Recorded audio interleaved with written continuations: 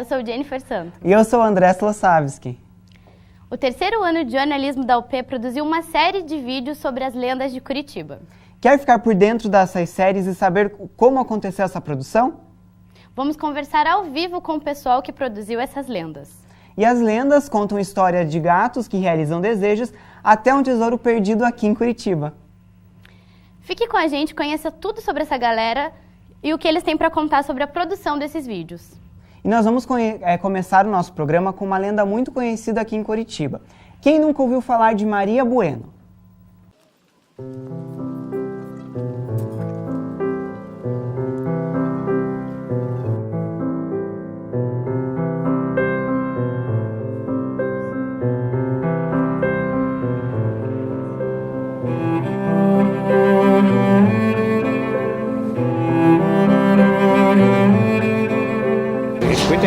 É um pedaço de mim, é Maria Bueno, sabe? Né? Ela faz parte da minha família, sabe? E o André vai nos contar um pouco mais sobre como foi produzir esse vídeo dessa lenda.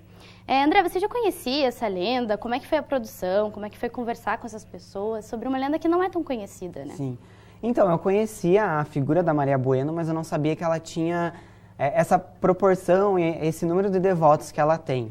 Então a gente foi no municipal, né, onde tem o túmulo dela, e lá a gente encontrou assim milhares de plaquinhas, desde a década de 60, eu acho que tem até desde a década de 40, se eu não me engano. Então é muita plaquinha de agradecimento, de graças alcançadas, de pedidos realizados, e eu fiquei realmente bem espantada assim com a proporção que ela tem, e que aqui a gente em Curitiba mesmo não conhece tanto a lenda da Maria Bueno, né? Que na verdade não é uma lenda. Ela viveu, as coisas aconteceram. O que se torna lenda é alguns trechos dessa história dela, né? Então algumas coisas que não foram resolvidas que se tornam lendas, mas a Maria Bueno, ela existiu e ela mesma não é uma lenda. E como é que foi assim para vocês encontrarem pessoas que acreditam mesmo nisso, que são devotos da Maria Bueno? Então, a gente foi num cemitério municipal num sábado, e lá, já quando a gente chegou, tinha algumas pessoas no túmulo, né, lá no túmulo dela, fazendo oração, levando rosa, é cheio de rosa vermelha lá, né? A figura da Maria Bueno, o que representa ela é uma rosa vermelha. Então, já no que a gente chegou, tinha muita gente lá.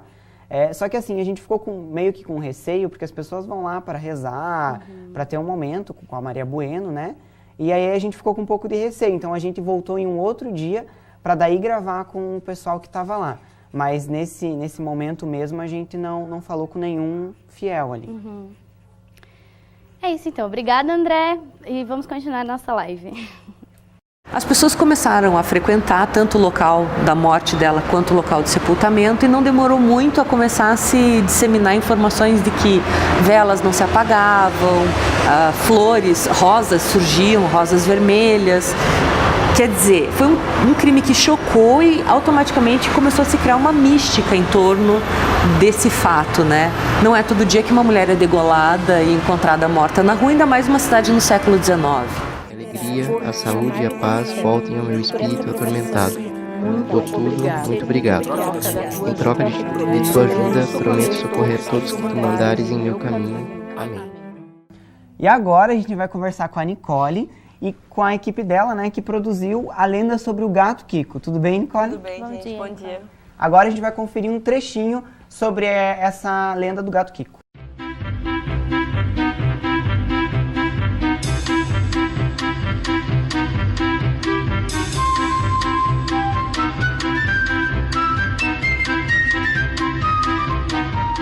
A história conta, né, que uns séculos atrás, o antigo proprietário, que ele era um alfaiate e ele foi morto e encarnou. Ele sempre falava que quando ele morresse ele ia encarnar num gato, né, e ele era homossexual e por isso mataram ele. Nicole, quando que surgiu essa lenda do gato Kiko? Então, quando a gente começou a conversar com a moça, ela contou pra gente que há quase uns 7 anos atrás, ela comprou esse lote ali no centro e tinha um gatinho lá dentro. E ela adotou esse gatinho, cuidou muito bem dele e, coincidentemente, ele tem o mesmo nome que era o apelido do antigo dono, que é Kiko. Então as pessoas que frequentavam a loja começaram a perceber que existia uma semelhança no comportamento do gato e tinha essa coisa que ele sempre dizia que queria ser um gato, se ele morresse e queria reencarnar no animal. Então aí começou a vir o povo e acreditar que se você passa a mão nele, ele realiza um desejo seu. E vocês, a equipe, vocês experimentaram o gato Kiko? A gente tentou, né? Vamos ver se vai se realizar. A gente pediu, mas vamos ver se vai dar certo. E como que ele reencarnou só uma vez, o antigo dono, no caso? Então, ela não soube explicar direito como é que foi essa história, mas ele parece ser realmente muito como as características do antigo dono, como promete a lenda. Então, ele fica lá na vitrine da loja, como a gente mostrou lá no trabalho, ele fica lá, ele espera os clientes na porta. A moça contou que às vezes ele fica dentro do provador com os clientes para elas provarem as roupas. Ele é bem ativo ali, super mansinho, você passa a mão, as pessoas passam na frente da loja, ele está ali, as pessoas passam a mão, porque às vezes nem sabe que é da lenda, mas só pelo fato de estar um bichinho ali, tão dócil e tão fácil, eles passam a mão. Mas ele fica ali, super queridinho, e ele é bem gordinho até, ele é bem tratado mesmo, e já tá, não sei, ela não comentou quantos anos ele tinha, mas acho que tem uns 10 anos. E tá lá, se quem quiser ter um desejo realizado, só passar a mão nele. E como que é o movimento da loja? As pessoas vão mais para passar a mão nele ou para comprar o que tem lá? Tem muitas... o dia que a gente foi visitar a loja, tinha bastante cliente dentro, sempre entrando e saindo gente, que é uma loja bem conhecida ali no centro. Mas eu acho que muitas pessoas não conhecem que aquele gato é o gato da lenda. Então, assim, como ele fica literalmente na porta, no tapete da loja, as pessoas passam a mão. Mas enquanto a gente estava ali, a gente não conseguiu ver as pessoas entrando para ver o gato mesmo. Mas entram, passam a mão, às vezes a dona conta a história, que ele realiza desejos. Bom, e se a Nicole contar mais, né, ela acaba estragando a surpresa de assistir a série. Obrigada, Nicole, pela tua participação. Obrigada. E para deixar você com um gostinho de quero mais, a gente vai passar mais um trechinho desse episódio. A balada do gato Kiko. Kiko era um gatinho de vitrine na atrasada província. Nunca tinham visto. Elevou a loja ao estado de culto. A dona abriu várias outras lojas. Kiko a receber presentes. Kiko, o gato mágico de 7 caudas, um ser honorável.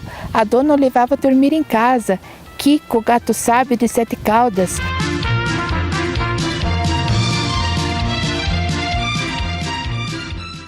E depois dessa lenda do gato Kiko, que é um fofinho, né?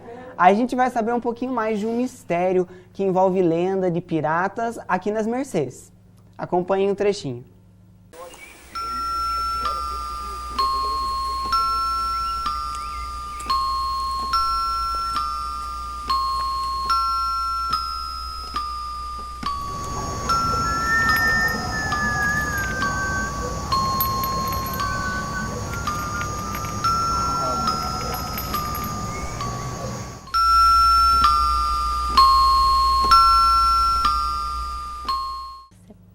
E agora, quem está aqui para contar um pouco para a gente sobre essa lenda e como foi produzir essa lenda é a Jennifer. Bom dia, Jennifer. Bom dia. Como é que foi? Como que vocês descobriram? Tem um pesquisador, né, que vai atrás desse tesouro, né? Na verdade, esse pesquisador ele foi um achado, né? A gente nunca podia imaginar que tinha uma pessoa que dedicava a vida pesquisando essa lenda em Curitiba, até porque a gente nem sabia da existência dessa lenda. Mas o bairro todo conhece, é uma coisa bem comum na Mercês, perto desse bosque.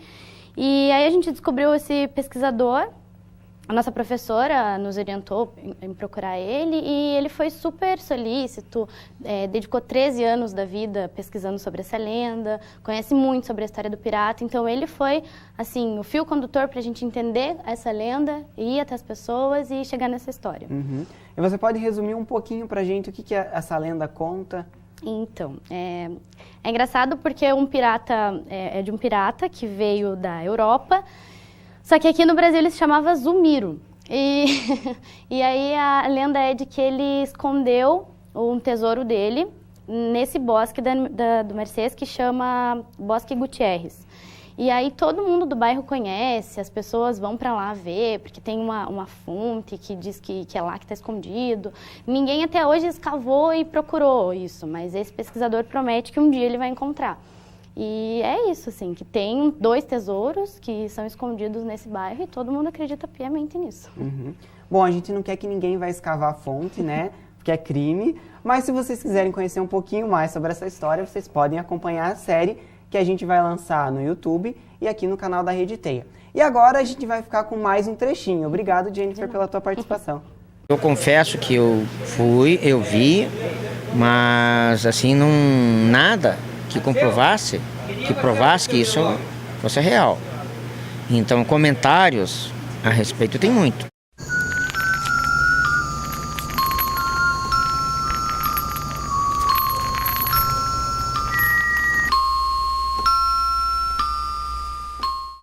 Agora, quem vai contar pra gente um pouquinho mais sobre uma lenda que a gente não conhecia, né? É o Vinícius, que vai falar sobre a lenda da Ana Formiga. Bom dia, Vinícius. Bom dia, gente.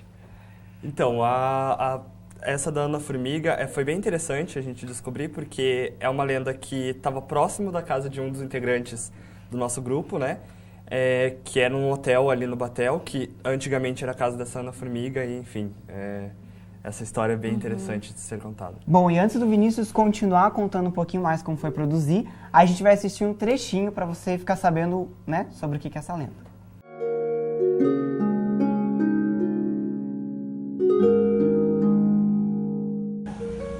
Quando eu cheguei em Curitiba, eu ouvi falar de uma mulher que se chamava Ana Formiga.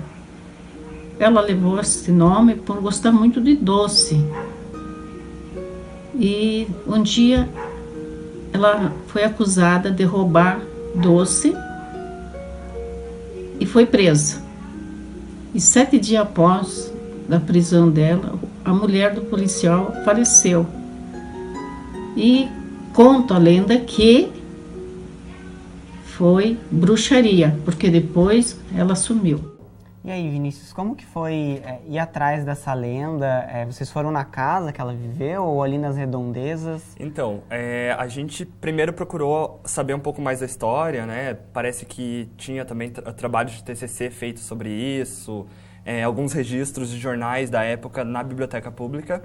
Aí a gente procurou o Fúvio lá na Gibiteca de Curitiba, e ele também tinha feito um trabalho de quadrinhos com a história da Ana Formiga, contou pra gente mais a história e tudo mais. E aí a gente foi atrás de personagem, a gente conheceu essa senhora que sabia um pouquinho da história dela. E aí a gente procurou também saber no hotel, mas parece que ainda a lenda é um pouco desconhecida entre algumas pessoas. E aí, nesse hotel que fica ali no Batel, que também conta a história no fim, vou dar um spoilerzinho, que toca os telefones dos quartos vazios, enfim, porque ela estava ali. E a Ana Formiga, ela existiu ou ela é só uma lenda? Como a Maria Buena existiu e o que envolve a história dela é uma lenda. Então, os relatos dizem que ela existiu mesmo. Existia um jornal da época chamado Diário da Tarde, que fazia relatos aqui em Curitiba sobre casos de bruxaria e tudo mais. E aí, um dos trechos desse jornal se apresentava lá como a Ana Formiga, que ela era bruxa, fazia trabalhos de leitura de mão e não sei o quê. Ela veio da Europa para cá por causa da caça às bruxas na época, chegou em Curitiba e aí esse jornal acabou denunciando ela. Ela existiu realmente. Ela existiu realmente. As pessoas têm medo dela? Como é que é? Não. Na época tinham, né? Depois desses casos da morte do cara que prendeu ela e tudo mais, da mulher do general que prendeu ela e tudo mais, aí as pessoas começaram a ter medo, mas ela lia a mão de todo mundo. Bom, e agora a gente vai conhecer um pouquinho mais da história, vendo mais um trechinho dessa série. As informações, né, de uma forma geral, que a gente tinha eram essas, assim, né, que a gente conseguiu lá nesse jornal na Biblioteca Pública. Daí, só que em cima disso, a gente viajou, né, a gente desenvolveu, colocou mais algumas informações para transformar num quadrinho.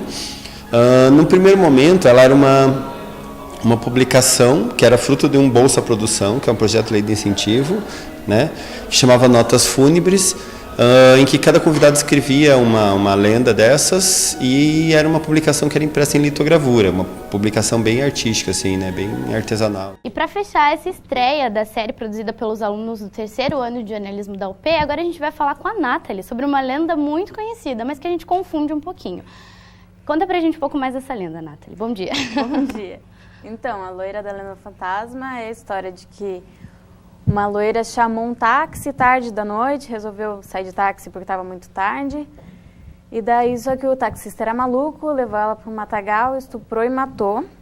E depois, muitos anos depois, ele continuou trabalhando. E daí a loira, a mesma loira, só que ela estava de capuz preto, chamou o táxi dele. Daí ele parou, só que ele não viu o rosto dela.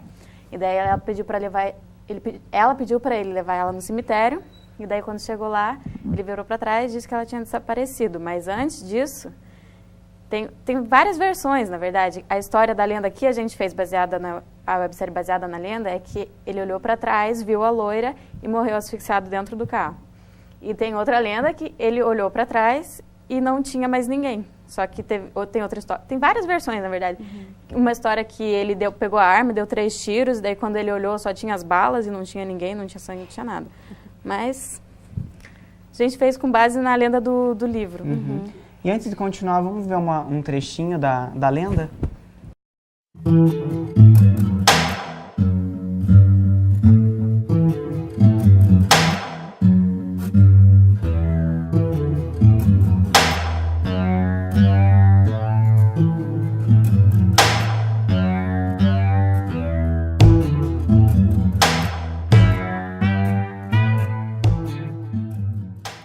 Nathalie, como que foi a produção dessa série? Vocês precisaram conversar com um taxista, né? Vocês precisaram de um táxi ali, como é que foi esse esquema? Então, a produção foi bem, assim, deu bastante trabalho, mas foi bem interessante porque é uma coisa que a gente não está acostumada, né? Como jornalista, a parte da encenação, principalmente. Foi bem divertido, mas deu um pouco de trabalho. E em relação aos taxistas, a gente foi atrás, né, nos pontos, tentar conversar com eles durante a entrevista, só que para fazer a encenação a gente precisava de um carro, né? E daí a gente encontrou um carro na rua e a gente começou a filmar de longe a plaquinha. E daí o cara estava lá na outra esquina, lá perto do cemitério, e daí ele falou, vocês precisam de capa, não sei o quê. E ele lá da esquina abriu o táxi e daí a gente conseguiu filmar, entrando e tudo mais. Legal. Bom, e pra gente não confundir a loira do banheiro, né, com a loira do táxi, do fantasma, a gente vai ver mais um trechinho e a gente quer te agradecer, Obrigada, Nathalie. Obrigada. Lourdes era uma loira muito bonita, que morava na cidade de Curitiba, e certa noite, ao sair muito tarde, ela resolveu pegar um táxi sem alarde. Mas o taxista era um psicopata tarado, que estava perturbado. Então, ele levou a loira para um matagal, estuprou e matou a pobre com todo o seu mal.